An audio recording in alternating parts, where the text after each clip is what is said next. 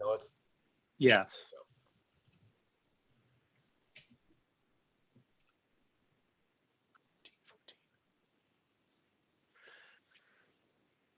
Okay. I'll do roll call. Barry Johnson, I'm here. Jeff Carter is excused tonight. He's out of town. Rick Rosner. Here. Susan Hammer. Here. Richard Niederberg. Not yet. Brandon Marino. Here. Scott Mandel. present. And Julie is excused. She has joined our committee, but she's out of town, as you were mentioning earlier. So she plans to be with us in February. Approval of the November 3rd, 2021 Government Affairs Committee minutes. Everyone should have gotten. And if there's no objection, I'll deem them approved. Okay, deemed approved. Update by the committee chair. We did not meet in December, but the 5 motions we had for November were all passed by the board, some unanimously, some, I think there was like 1 dissenting vote. So that was good news. Moving on to number 4, public comments on non-agenda items within the committee's jurisdiction. Do we have anybody that has a public comment? If so, raise your hand or press *9 to let us know. So no public comments. I'll give Peter a second, since he's a member of the public. Peter, did you by any chance have a public comment? Logged on 2 seconds ago. I haven't had a moment, so. Too soon. It's a new year, and my resolution is within my power to start every meeting at the time it says on the agenda. Idea. So yeah, if you wanted to speak in public comment, you can. Yeah, well, I do have a comment. As somebody who's been around for, I don't know, 8-10 years now, I always have high hopes when the year starts, and I get frustrated when I see that there's too much power concentrated at the top, and when you have a president that doesn't reach out to the public as often as I think should happen, the neighborhood council becomes irrelevant. I mean, it doesn't exist. There's been all these things that have happened with the homeless at the Park and Ride. I haven't heard a word from the neighborhood council. There was so little interaction about the redistricting. There should be like a weekly, email from the president. And if somebody else wants to do it, I mean, this is a GAC issue, and I really I hope that this committee will work on changing the bylaws so that there's less, just less power concentrated at the top. Thanks. Anybody else for public comment? Okay, number 5, any responses to public comments this evening? Okay, moving on to number 6, discussion and possible motion, community impact statement with respect to Council File 21-1414 to implement SB 9 in the city of Los Angeles. This is, whenever there's a new state law, the city always has to do their own ordinance to implement what the state is asking the city to do. I have a proposed motion, which I sent out to committee members yesterday, and I'll go ahead and read it. The Board of the Studio City Neighborhood Council, SCNC, supports Council File 21-1414 for an ordinance to implement Senate Bill SB 9 if amended to include so one, regarding objective zoning, subdivision, design standards, add RFAR shall be strictly enforced using prevailing zoning. 2, regarding maximum of 4 units and 2 lots, add the city shall add a zoning code modifier such as a T or Q condition to the parcel. Which is, by the way, that is done now on multi-family units. Number 3, regarding parking, add the city shall adopt an approved major transit stop map and open changes to the map every 5 years through a standard planning case public hearing format. 4, regarding setbacks, revise to setbacks for front, rear, I'm sorry, there's a typo there. It should be regarding setbacks, comma, revised to setbacks for front, rear, and side yard setbacks shall be prevailing setbacks of the tract map. Number 5, regarding applicant residency, add a permit shall be applied for by the applicant from the Department of Building and Safety. And that typo of the building should be a capital. The permit shall be guaranteed by a bond of recorded lien on the subject property. LLCs or corporations shall not be permitted.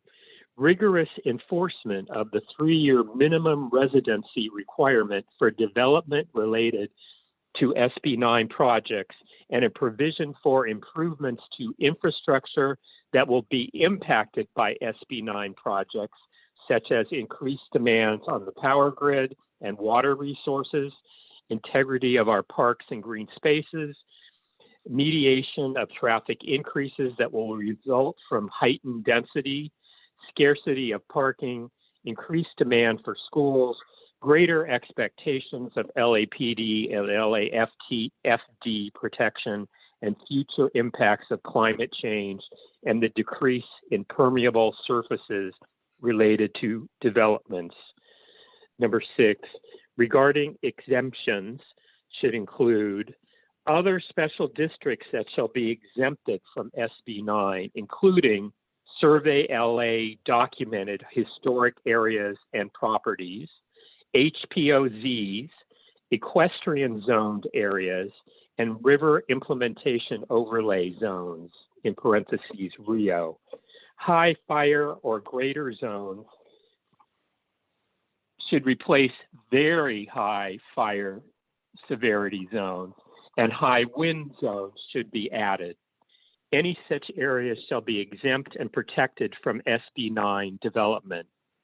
Number 7, regarding unavoidable adverse impacts, add the city shall assess every SB 9 application for such unavoidable adverse impacts, shall provide its written assessment to the applicable city council office, and shall deny a project if unavoidable adverse impact is identified.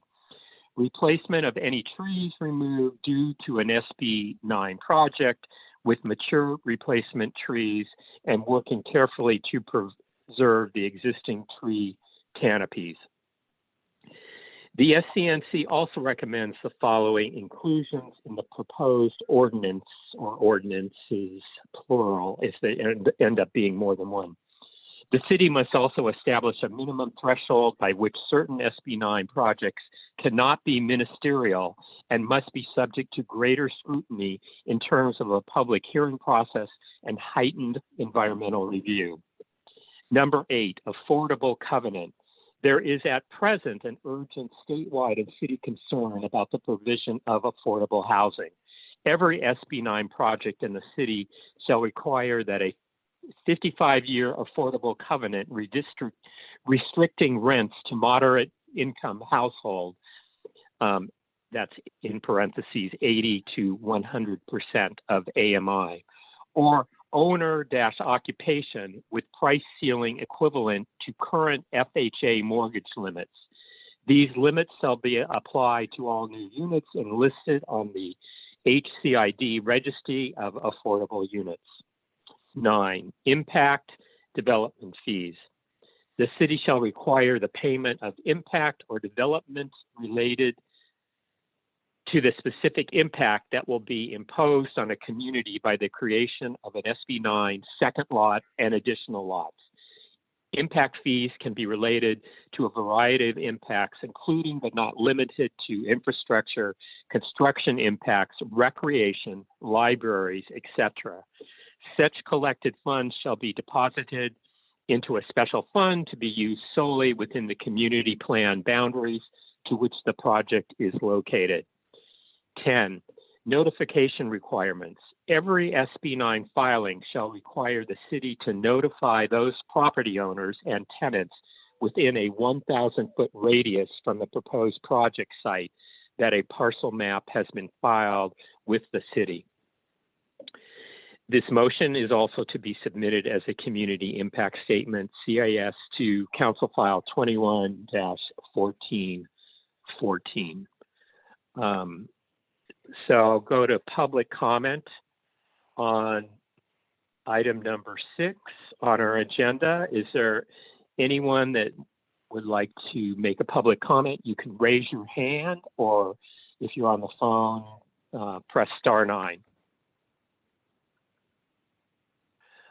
Go ahead, Ira.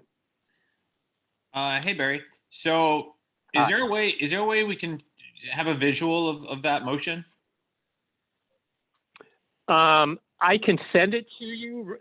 The committee members have it. Okay, thanks. So I will do that right now. Anyone else?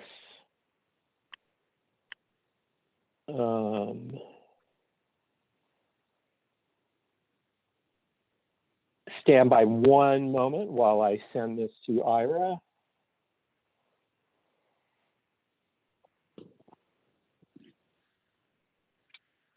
Okay, it's sent.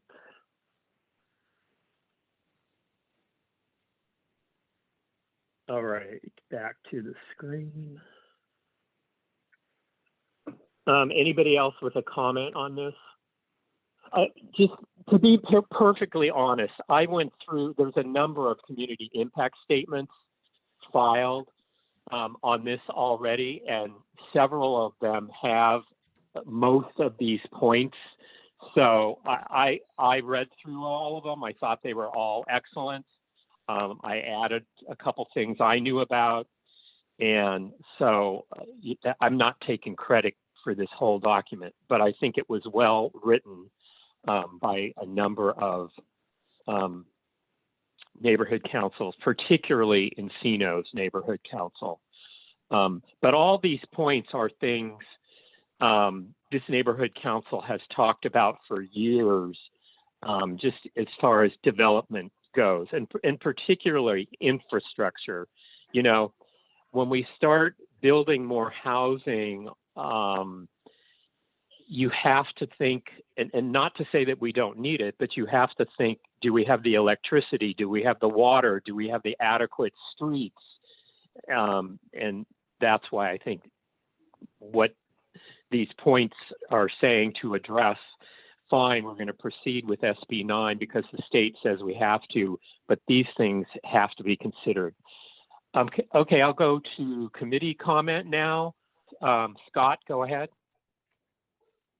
Thanks. I just want to circle back a little bit and tell me if my memory is correct. The city council and the mayor were against SB9, as was this board, if I remember correctly. And I did what you said that you did as well. I looked through all the comments from the other neighborhood councils, especially Valley Village and Encino, and saw a lot of the similar points you make, which sounds like everybody seems to be very concerned that the city is going to screw this up. also, I read that this was supposed to have been done by the end of December, before the new year. Has that changed? Is there now more time? Because I think even in the city council motion, it mentioned that this had to be completed by the end of December. That's all I got. Yeah, we've had these deadlines before, and I'm trying to think what the last one was. Oh, it was 1818, which allows apartments being built to be built with like an extra floor, so like 56 feet instead of 45 feet. And that was because of a state Senate Bill 1818, probably almost 10 years ago now.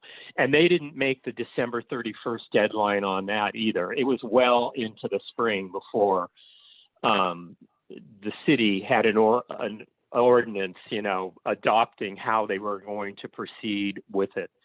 So I think if there are any applications between now and when the city ordinance actually is voted on, it could be 2, 3, 4 months from now, I think they'll take it on a case-by-case basis, the planning department, that is, because they have to, but they don't have something within the city on how they're going to treat each one yet. So that's all we can do. So we're still timely on doing this motion, because I think it's going to take them a while to have an implementing ordinance. Brandon? Yeah, my question is, let me lower my hand so I don't forget to. People who are renting homes, and I'm the homeowner and I'm renting a home, and I want to get that person out of there so I can subdivide the lot and make more money. Now, 4533 is anti-tenant harassment. That's usually for apartments. Are there any provisions in this to protect individuals who are already renting a home from property owners who want to get them out as quickly as they can so they can start subdividing? I don't think so, but it's a good point. So the ordinance you're speaking of, that would be for protection of any renter, regardless of whether it's in a single family home or apartment. I believe so. I don't think I think it's LAMC 4533 about tenant harassment, basically, where say like you have an apartment, you living in an apartment that's $1,000, but they get rid of you, they can re-rent it for $1,600. So they start doing things to make you uncomfortable.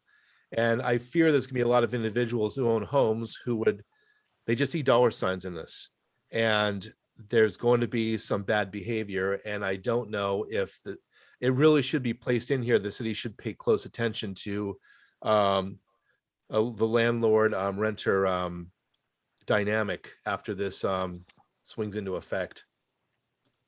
Doesn't it say 3-year, the enforcement of the 3-year minimum residency requirement? I don't know. That's I all think I see. that's once they subdivide it, the owner has to live on the property for 3 years. It's not before. I see. Oh, that's not the rental part. Yeah, you're right. Sorry.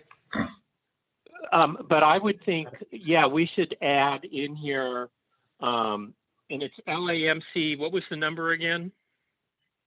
Oh, I believe it's 4533. 45. Well, it's 45, okay. but 33 is there's definitions. Yeah. And everything.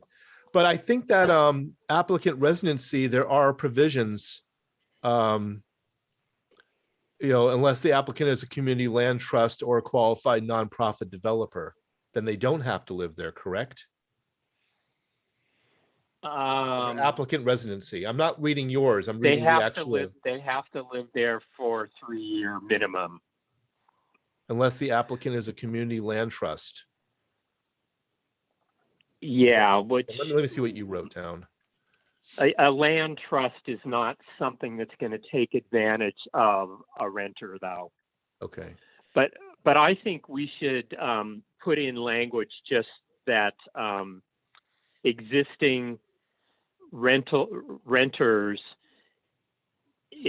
existing single-family home renters under SB 9 also need the same protection that a renter in an apartment has. In other words, if the owner decides to tear down a 10-unit building and then build 20 new buildings, they have to essentially be bought out. It's like a $20,000 amount or something.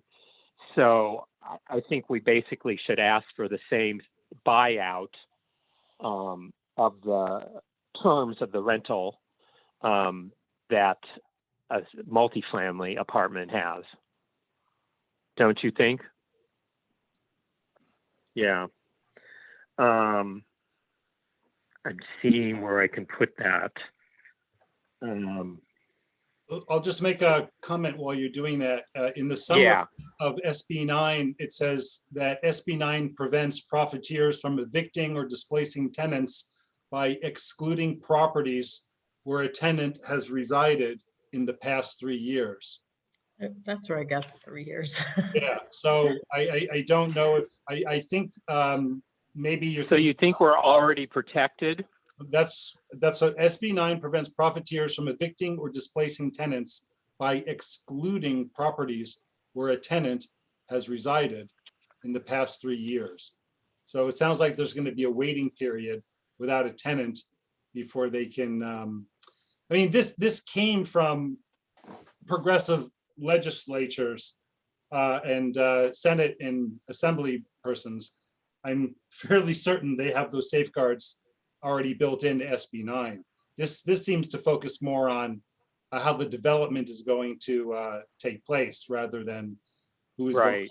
This is not a bill crafted by people who want to evict. These are people who want to house. And this would prevent anybody that's lived there more than 3 years from being evicted. And I think with apartments, it's similar. You have to have lived there 3 years. I mean, and then if they evict you, if you haven't lived there 3 years, you're not entitled to that payment. But if you have lived there 3 years or more, you're entitled to the $20,000. So I'm guessing they took it from the same regulations for an apartment building. So I think, like Brandon was saying, the people that wrote this are they're pretty pro-tenant, I have a feeling, people that wrote this. And I think it's in the bill. I think it's covered in the bill. I You agree. think, Brandon and Scott? Now that you say that, probably. But again, it's the city of Los Angeles, so it's a crapshoot. Yeah. In all the other NCs that I read, even Valley Village, which focused heavily on a percentage of affordable housing, there is not one mention of tenant protection, which is already in SB 9, judging by the author. And I think that's why. Yeah, there's not it's there. I mean, of all the lists and lists of things, they're going, protect the trees, protect the setbacks, protect the environment. Not one word about the tenants. I think we may be going down the wrong path as far as what the city council, our city council, wants to do as far as the building restrictions and the parking restrictions and things like that. Tree replacement. Yeah. Well, I tell you what, why don't we vote on this? And if between now and the board meeting 2 weeks from tonight, if we need to do an amendment because we find out something different about this particular point, we can do it. We can quickly do it then. We would have it ready to go. I would have it ready to go. And then if any of you find anything, because it may take some, we probably don't want to be doing our research right now. Does that sound like a good idea? So I'm going to go ahead and make this motion. Wait, can I number ask a 6. couple questions here? Yes. So one, they said that there's the parking in one place per new development. unless there's a car share vehicle within one block. What's a car share vehicle? Is that like an Uber? Does that count? I mean, because there's Ubers everywhere, and then you don't have to put in parking. That's how I read that. I think Yeah. I think a car share is you could park it somewhere, then somebody else can drive the car. They park it somewhere, then somebody else can drive the car. I think that's what it is. I don't even know they existed anymore, but I guess they do. Yeah, that's not like Zipcar. My son uses that up in Right. college. It's like a scooter, except it's a car. They park it, and then you use your app and you hop in the car and you drive it somewhere else, and then someone else picks it up. Really? I've never heard of that. But I think that's unacceptable. I think you have to have a parking place for each place. I find this I terrifying. want to take a wild guess and say somebody from Northern California wrote this bill. Somebody from the Bay Area. Am I A correct lot on of that? them. Yes. I Several. don't know. The other thing, Barry, is rigorous enforcement of the 3-year minimum residency required. Who's going to enforce this? People don't enforce anything anymore, and Not in this don't city. know. Yeah, it's highly unlikely. And then the other thing I had a problem with is the trees and working carefully to preserve the trees. Working carefully to preserve trees doesn't mean anything because all they have to do is hit it with a truck. And at least the ones along the street really should be preserved. I mean, I just see them taking out every tree instead of 95% of the trees. I don't know if there's any way you can include something to be more. There actually is an ordinance that this committee did some years ago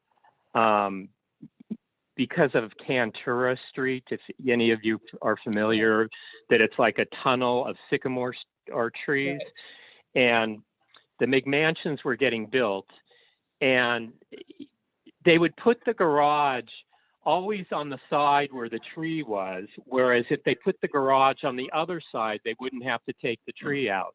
And we got Krikorian to do a motion, and that did become an ordinance, just basically saying, if putting the garage on one side or the other takes out particularly a protected tree, which those sycamores are, but this was for any tree, it's like you need to put it on the opposite side. And so that we have had luck with that since that ordinance passed. Yeah, but this bill, it kind of exempts all pre-existing rules and regs is how I read it. Well, it's saying to protect trees, so that's not a bad thing. Well, to try and protect trees. Right. It's loosely worded. That's my concern. Here's a part. A local agency shall not impose regulations that require dedications of rights of way or construction of off-site improvements for the parcels. I mean, they've got all these things to protect the building of it, even though, everybody's going to object to it. You're reading this from the bill, not our motion? Yes. I take it? Yes. Yeah. I mean, they're exempt from environmental review. They're exempting it. I mean, there's. And that's why our motion is saying you have to take the trees into consideration. That's one of the points. Well, can you say it more firmly? So our motion lists all these things that we want fixed as we implement the bill. And one of those things is, I'm reading from our motion, replacement of any trees removed due to an SB9 project with mature placement trees and working carefully to preserve the existing tree canopies. So we're putting thoughts, this motion is putting thoughts into the heads of the people that will be writing this ordinance for the city. So, we're trying to say trees need to be considered because they aren't singled out and considered in the bill. Yeah. I fear they won't be anyway. These new projects all have mature replacement trees that are, little twigs. Yeah, I you know. never know, but at least if enough neighborhood councils submit these same comments, it will help make a difference, I think. And keep in mind, the city council did not want this anyway. They wanted to decide themselves. Now they dragged their feet and didn't do anything, but they're never happy when the state tells them what to do. So from that standpoint, we're starting ahead of the game with the city. Well, hopefully. There's Any just such other different comments? areas. Yeah. Any other comments? Okay. So I'm making the motion that I read for agenda item number 6. Do I have a second? Second from Brandon? Scott, Sorry. That was Rick. who seconded? Was that Rick? It does. Oh, Whoever. second It was Rick. Sorry, got I it. just saw Scott's head move and I thought it was him. It was Rick. Thank you. All right, no further discussion. All right, I'll call for a vote. All in favor of this motion, please say yes or raise your hand. Yes. Yes. Scott Mandel, yes. And I'm a yes, so we are unanimous. Thank you very much. And again, if anybody finds anything at all that you think we need an amendment for, let me know and I can, say I have an amendment at the board meeting. I hate to do that, but this is so lengthy. We just don't have the time tonight to really research. So I'm going to move on to agenda item number 7. Discussion and possible motion, community impact statement with respect to Council File 21-0002-S185 to eliminate the use, it should have of, sorry, typo. Eliminate the use of real guns and ammunition / blanks on the sets of television and motion picture productions. This came from Paul Koretz, CD5 council member. And, after, well, I'll read you the motion that I was thinking of. The board of the Studio City Neighborhood Council supports Council File 21-00023-S185 for any state legislation and or administrative action that will eliminate live guns and ammunition from television and motion picture productions and thus eliminate the possibility of human error in the handling of guns and ammunition that could lead to tragedies such as what occurred on October 21st, 2021 in New Mexico. This motion is also to be submitted as a community impact statement, CIS, to CF 21-0002 S185. And I just was going to say in the body of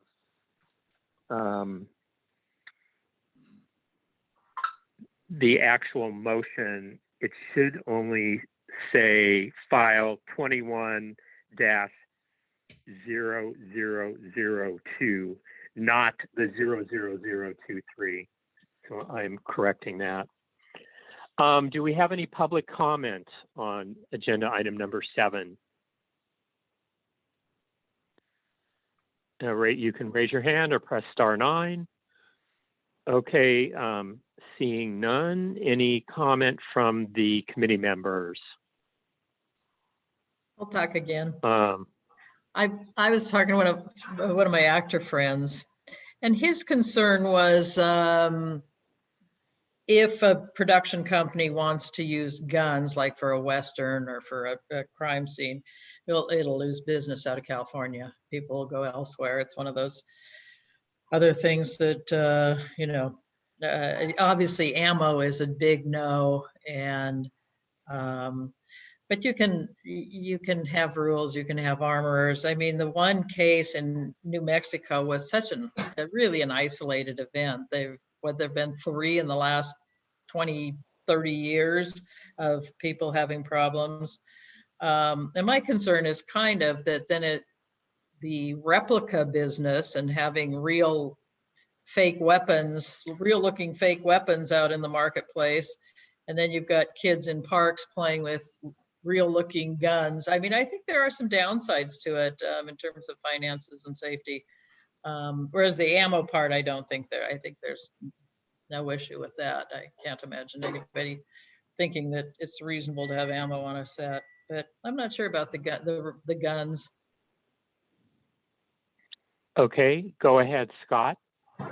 Thanks, Barry. I want to agree with Susan and add a little more to it and just say that hard cases make bad law, and this is a hard case, and the investigation isn't over yet. So at least I certainly don't know what happened, but anybody who is familiar with firearms knows that when someone hands you a gun, even if they say it's a cold gun, either you pull the bolt, you spin the cylinder, you rack the slide, you look in the barrel, or you say, okay, and point it at the armorer who handed it to you and said, may I fire this into your face? They'll say no, and they'll recheck the gun.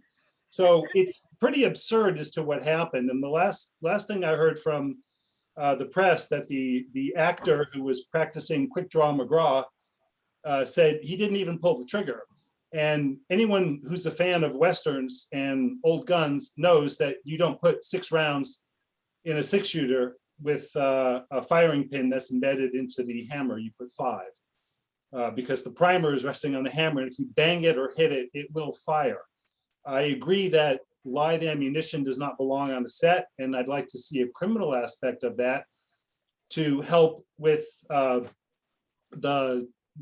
civil claims that are coming and possible criminal charges for, I mean, what stupid behavior to have live ammunition mixed with set guns.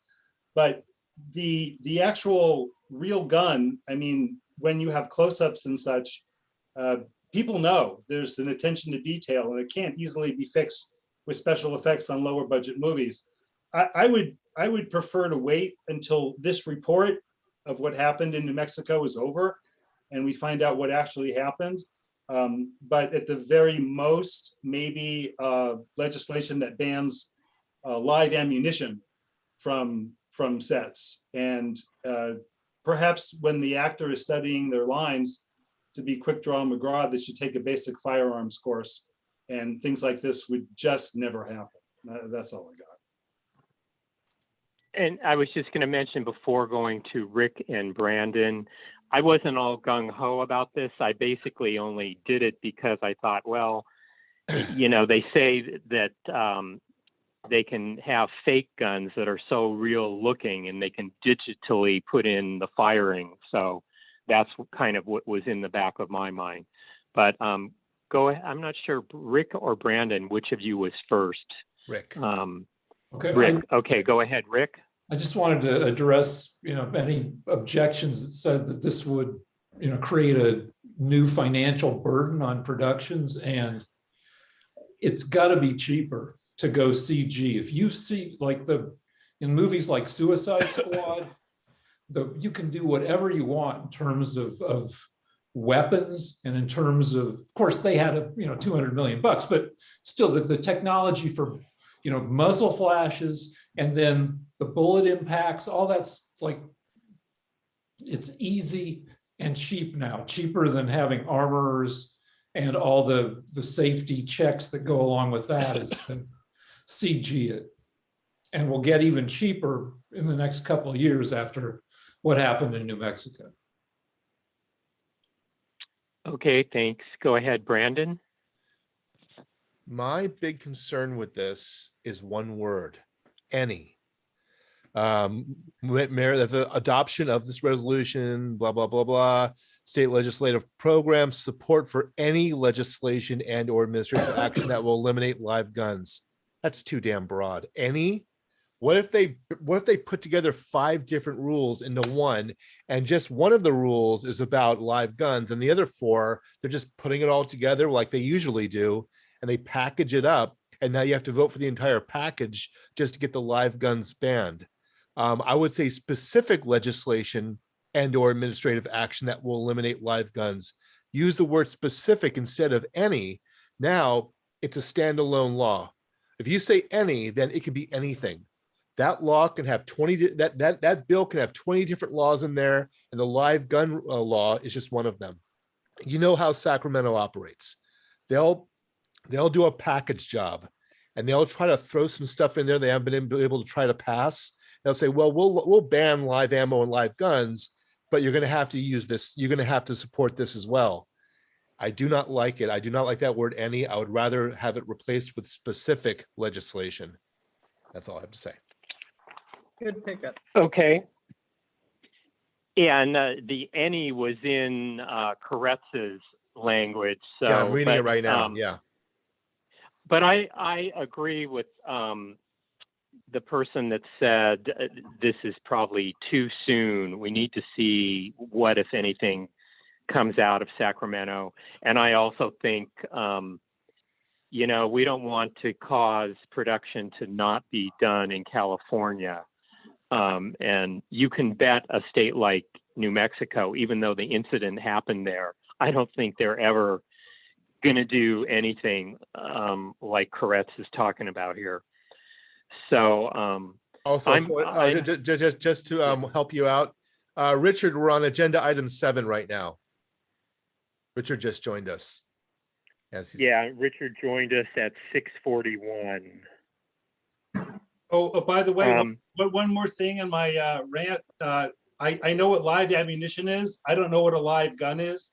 I don't think there is such a thing. I think the terminology would be a fully functioning firearm. Live ammunition is one thing, but live gun, I don't think that's a term that there's means. Hot gun, but not live gun. It's a hot gun.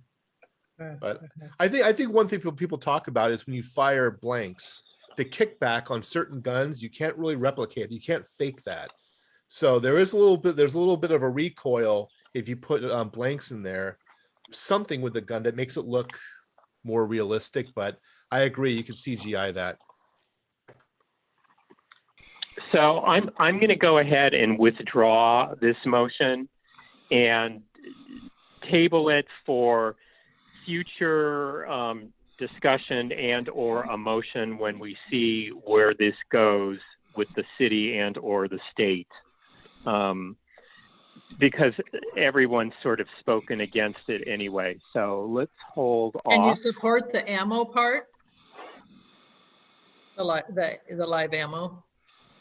I still think I want to just hold off. I think it's a good idea for us to just see what the state does before we chime in on it. And Koretz filed this pretty early on after October 21st, and it may be somewhat of a knee-jerk reaction. So let's kind of see where this goes. If anybody in the legislature takes him up on it. So anyway, okay, we'll hold off, and I will go to agenda item number 8, discussion and possible motion / community impact statement with respect to Council File 21-1472 for a ballot measure to amend the city charter to create an independent redistricting commission for the city of Los Angeles. And the motion I have just says the board of the Studio City Neighborhood Council, SCNC, supports Council File 21-1472 for a ballot measure to amend the city charter to create an independent redistricting commission for the city of Los Angeles's next decennial census for 2030. This motion is also to be submitted as a community impact statement, CIS, to Council File 21-1472. Any public comment on agenda item number 8? Please raise your hand or press *9. Not seeing any. Go ahead to committee members. Scott. Yes. Did you have a comment, Scott? That was my comment. Okay. Anybody else? This is kind of a no-brainer for us, but go ahead, Susan. Well, Barry, I was reading the other comments, and Reseda said, had this suggestion of expanding the city council and gave the numbers of how many people per council member compared to Chicago and New York. And I mean, the numbers are crazy. Our city council has 270,000 people per council member. New York is 160 and Chicago is 54. I mean, it's crazy. This whole redistricting thing was turned out so awful for our neighborhood, and to me, it's very political. And to do whatever we can to decrease that, I think would be a good thing. So I like their statement. Okay, and keep in mind, this has been brought. If we chimed in on increasing the city council, we'd do it as a separate motion. But they have said, proponents of this have said, well, we have 15 city council members. If we increased it to say 21, they say, oh yeah, we could have the same council budget that we have for 15 and do it with 21. Every council member would get less of a budget. Every council member would have a lower salary. Well, if you believe that, I've got some property to sell you in swampland. We could get 21 or even 29. It'd be harder to bribe it'd be harder to bribe them, though. There's more of them to bribe. Yeah.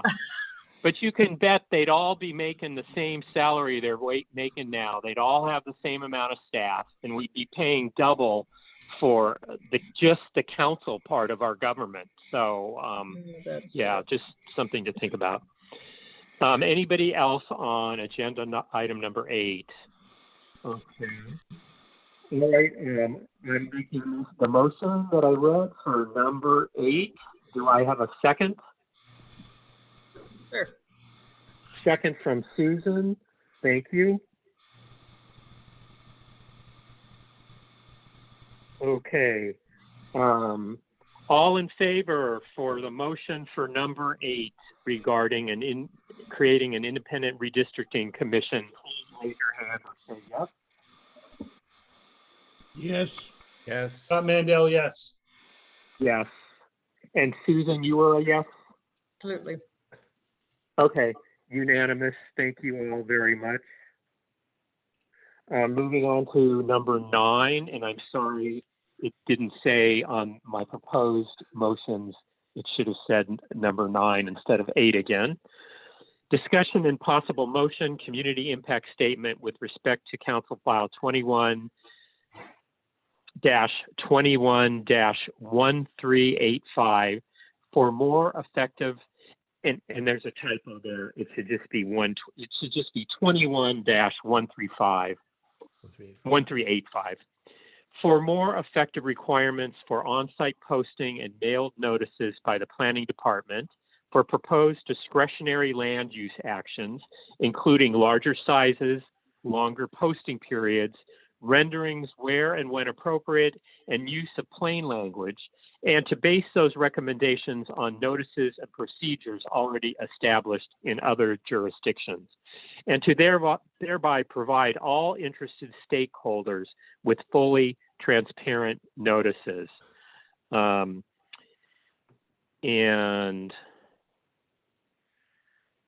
this would go as a community impact statement, and I'm going to go ahead and read the motion I have proposed.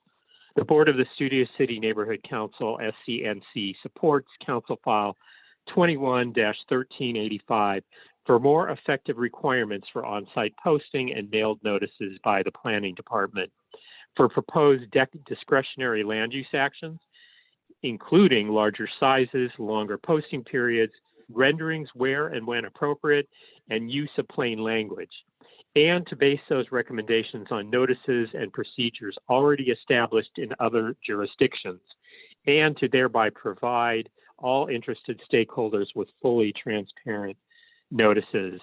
This motion is also to be submitted as a community impact statement, CIS, to CF 21-1385. Do we have any stakeholders who would like to make comment? Press *9 or raise your hand. And seeing none, I'll go to our committee members, and I just would want to say many of us have complained that adequate notice or information by the planning department and other departments of our city is not always as forthcoming as it should be. So that's why I like this motion. And by the way, this one is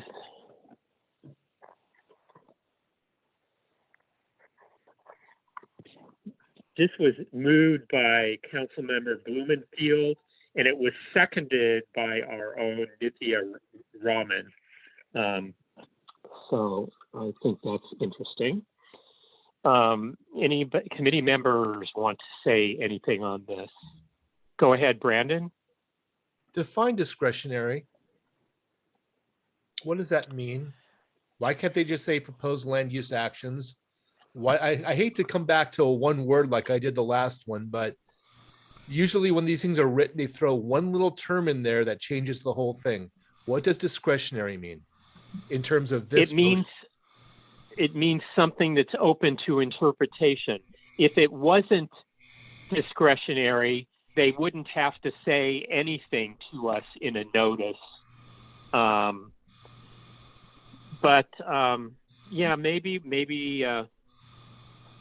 maybe we should strike that one, because I think even if it's something that's a by right, they still need to send out that information to the affected radius of people. So I'm certainly willing to strike that word. I think that's maybe a good idea. Why leave it open? Well, that word is in the motion. That word is in the council file. It's in the motion. It's actually well, in we can take. motion. Yeah, we can do it, and I know I took it from the motion, and we don't have to have it there. So okay. Let's not. I'm striking discretionary because I think just the communication they do with the public, even if it's something that's not discretionary, people don't always know all the rules, ins and outs of the rules. So I think it's a good thing for them to let people know when they mail notices to a radius or a community for something. So I'll strike discretionary.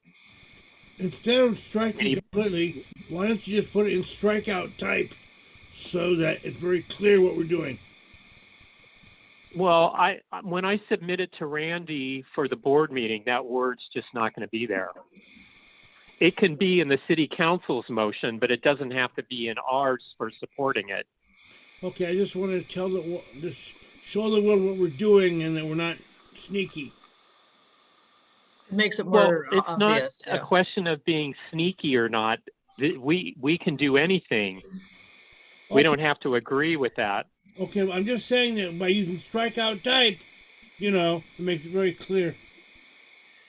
So it could be for all proposed land use, not just discretionary. Yeah, so I will add the word all. That's a good idea. For all proposed land use actions. Yeah. Sorry, I'm making your life a lot. I'm sorry, I'm making your life difficult, Barry, but I always look for that one term in any city, in any proposed city motion. I'm like, they're sneaky like this. I'll throw something in there. So I apologize for making your life difficult. No problem. And they would use that word to screw us down the road. So yeah. So the sentence says for all proposed land use actions. Anybody else? Go ahead, Richard. Yeah. The whole idea of democracy is notice and opportunity to be heard. Therefore, I must say we really have to push hard on the notice part. Push for this happening? Yes. Yeah. Well, it helps that one of our council members is a co-signer of this motion. So, we definitely can encourage people to write to her. I seriously, I can't imagine any council member not thinking this is a good idea. I really can't. Barry, I have a question. Could this be can this be a joint effort between land use and government affairs to make it seem, to give it a little more punch? Would that be something that would be appealing if two committees are joined together and say, look, this is really important. Both land use and government affairs support this. I do, except I know Lisa's meeting is a week from tonight is going to be long. And I don't think, when people in the city our council members and the community impact statements see it, it's coming from the board. They don't know which committee it was in anyway. So, I don't think we need to, because they're not going to know how many committees it went through. So, Richard, did you have something more? Oh, sorry. That's okay. Okay, so I'm going to make my motion for agenda item number 8 with that corrected sentence that's for all proposed land use actions. And do I have a second? Yeah.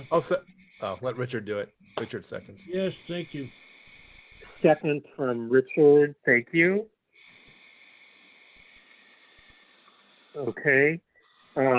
So all in favor for agenda item number 8 motion, please raise your hand or say yes. Scott Mandel, yes. Yes. Yes. Both of them. So that was a unanimous yes that I'm getting. Okay. Some of you are freezing on my screen, but nobody was other than a yes, correct? Okay, thank you. All right, that passes unanimously. Moving on to agenda item number 10. Comments from committee members on subject matter within the committee's jurisdiction.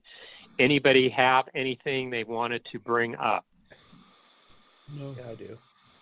Okay. Seeing none. No. Moving I'm here. Yeah. Oh, I'm sorry. I didn't see your hand. Go ahead, Brandon. I don't know if this is something government affairs would handle, but I can't think of any other committee that would tackle it. The upcoming code of conduct policy by the Department of Neighborhood Empowerment, they talked about it yesterday at the Board of Neighborhood Commissioners meeting. And it was interesting to say the least. I brought it up earlier before the meeting began. They've got problems over there. They really do. They don't know what to do, because if they do a code of conduct, the city's code of conduct supersedes it. But the city's code of conduct is employer-employer or employer-employee relations. And for some strange reason, the Board of Neighborhood Commissioners and Raquel Beltran sees us as volunteers, only because in the city charter, it does not list elected board members as city employees. So they just default to volunteer. And Leonard Schaefer, I don't know if he's Encino or Sherman Oaks or wherever. I don't know what he's from, but boy, his ad hoc committee just tore into it. And I think it's something he's Encino. He's Encino. It's something we should really, they have a draft. I can share it, and we should really talk about it, because it won't just affect board members, but it'll affect stakeholders participating in committees as well, like Susan, like you. like anybody who is not a board member, it'll affect you as well. So it's something we really should get on before they draw a hard line on it. Another thing is that it doesn't cover people that are stakeholders that tend to be disruptive. And we've had a few, and other committees have had even more, because there's no code of conduct for the people addressing the board or addressing a committee. Whether it be goats or puppets or whatever it is, or pornographic statements, I think that it's not fair for there to be no coverage for them when we have to be prescribed stuff. Also, an additional thing is that these new rules are kind of being added once the game's been played. When we were elected or appointed or whatever, this rule was not in place. Is it fair to change the rules once you started the game? There's First Amendment considerations too, though, before this can be adopted. And Brandon, I'm curious, wouldn't the city council have to vote on this? The city council would, maybe. That was also brought up, whether or not the city council would have to adopt it. They have their own code of conduct. It's the one the board members actually completed as part of our cornerstone training. This would be specifically for Empower LA. This would be specifically for neighborhood councils. And what I got out of this is I did actually ask the question that they're really pushing hard that we're volunteers, even though we're elected city officials. It was a city of LA City Clerk's Office official election. But being that's the case, from what I understand, and maybe Richard can correct me, or even Jeffrey, I think Jeffrey's an attorney as well. I always thought that elected officials can be fired. They could be removed, they could be suspended, they can be unelected, or they can resign. But if the people elect you, you can't be fired. Appointed officials can be fired, but elected officials cannot. And it kind of looks like they're leaning in the direction of having complete control over all board members. And I get it. Go ahead, Richard. I'm sorry. Also, for example, you can't all of a sudden take away responsibilities, or more, you can't take away any kind of payment while the person is still in office. And so this sounds like this is decreasing the authority, after the game's been played. Because they couldn't. So Brandon, they couldn't all of a sudden just take away the salaries of a particular city council member that they don't like. Yeah, like for instance, Mark Ridley Thomas is suspended right now, but he's not fired. Can't fire him. He was elected. That's right. So, and but this is really about, this would be neighborhood council centric. It won't apply to anybody else. And it does bother me a little bit that we don't get to vote on it. Well, they might show us a draft, but ultimately we don't get a voice in how it's going to be played out. And I get it. There's a lot of neighborhood councils play like small town PTAs. There's a lot of catfighting and a lot of stuff going on. I understand that, and they should have had a more very much like what they're doing with the digital communications policy. They didn't do anything for God knows how long, and they're trying now to do too much too fast, and they're stepping over themselves. So what I can do is I can send you the latest draft of the code of conduct policy, Barry, if you want to read it, and then maybe it's possible we might be able to talk about it at a later time. Well, I was going to say, why don't you send it to all of us, and then I can even agendize it for the February meeting. And you may know, since you're following what the commissioners are doing, you can let us know of developments before that meeting, if there are more. Okay. Thanks. They usually meet twice a month. So they already met yesterday, and they'll probably meet one more time in January. But I know the digital communications policy, they're looking to ratify it sometime in March. I don't know. I think they're a little further back on the code of conduct. The digital communications policy is a little more fleshed out.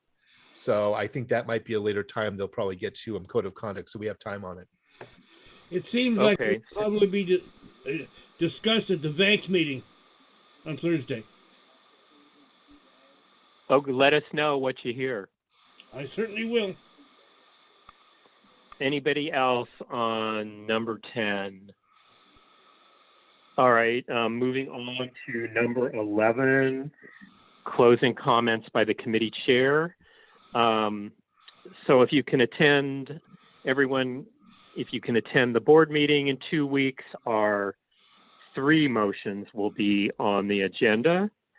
And our next meeting will be Wednesday, February 3rd at 6 p.m.